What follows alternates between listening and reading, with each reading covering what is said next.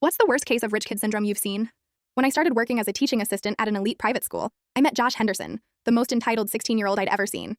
His dad owned half the real estate in our city, and Josh never let anyone forget it.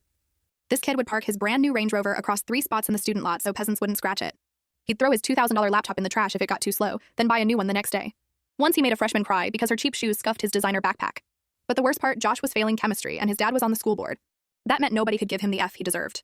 Teachers would mysteriously change his grades right before report cards. Everyone knew what was happening, but nobody dared speak up.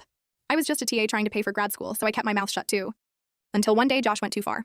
We had this really sweet student named Amy. Her mom cleaned houses for a living and had saved for years to send her here on partial scholarship. Amy was brilliant at chemistry, like future medical researcher brilliant. The day before the big midterm project, Josh cornered Amy in the lab. I overheard him offering her $5,000 to do his project for him. When she refused, he switched tactics. My dad knows the admission board at Yale, he smirked. It would be a shame if someone told them the scholarship girl cheats on tests. Amy came to me crying. She couldn't risk losing her shot at Yale, but she also couldn't afford to get caught cheating. I told her to trust me and accept his offer. See, what Josh didn't know was that I'd been documenting everything for months. Every mysteriously changed grade. Every time teachers were pressured to pass him, even recordings of him bragging about his dad's donations, getting him out of trouble. The next day, Josh proudly presented his project to the class. The teacher, Dr. Wright, knew it was really Amy's work, but started to give him an A. Anyway, that's when I raised my hand. Actually, I think there's been a mistake, I said, pulling out my phone. I have some interesting recordings everyone should hear. Josh's smug smile vanished. You can't prove anything, he snapped. And my dad will have you fired. I smiled back. Your dad isn't the only one with connections. I turned to Dr. Wright.